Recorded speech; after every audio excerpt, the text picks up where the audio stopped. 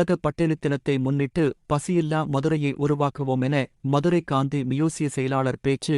உலக பட்டினித் தினத்தை முன்னிட்டு மதுரையின் அட்சய பாத்திர டிரஸ்ட் சார்பில் இன்று பார்வையற்ற மாற்றுத்திறனாளிகளுக்கு அரிசி மூட்டைகளை வழங்கப்பட்டது.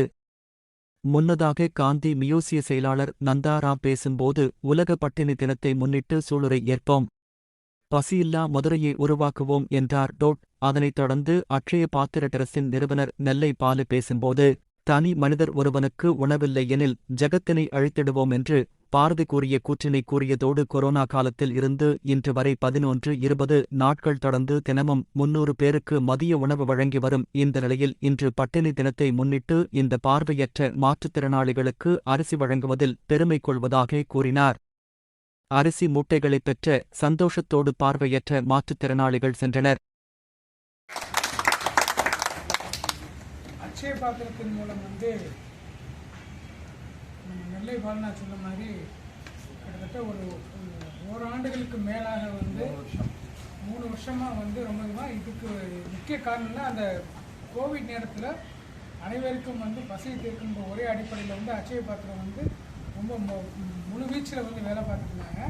அப்போ பார்த்திங்கன்னா ரோட்டோரம் இருக்கிற அனைத்து மாற்றுத்திறனாளிகள் பார்வையற்றவர்களுக்கெல்லாம் மதிய உணவு வழங்கி இதை சிறப்பாக செய்த நெல்லை பாலனாக்கு இன்றைக்கி இந்த பட்னி தினத்தை முன்னிட்டு நம்ம நண்பர்களுக்கு ஆதரவற்ற இந்த கண் பார்வையற்ற இந்த நண்பர்களுக்கு பட்டினியை போக்குவதற்காக அரிசியை வழங்க இருக்கிறார்கள். அவருடைய சேவை நம்ம அருங்காட்சியகத்தின் சார்பாக அவர் நன்றியை தெரிவித்துக்கிறேன்.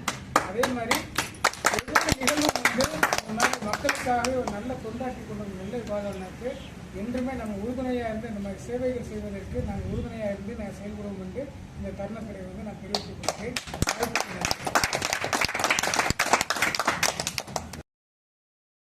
செய்திகளை உடனுக்குடன் லீடர் தமிழ்நாடு யூடியூப் சேனலில் லைக் மற்றும் ஷேர் மற்றும் சப்ஸ்கிரைப் செய்யவும்.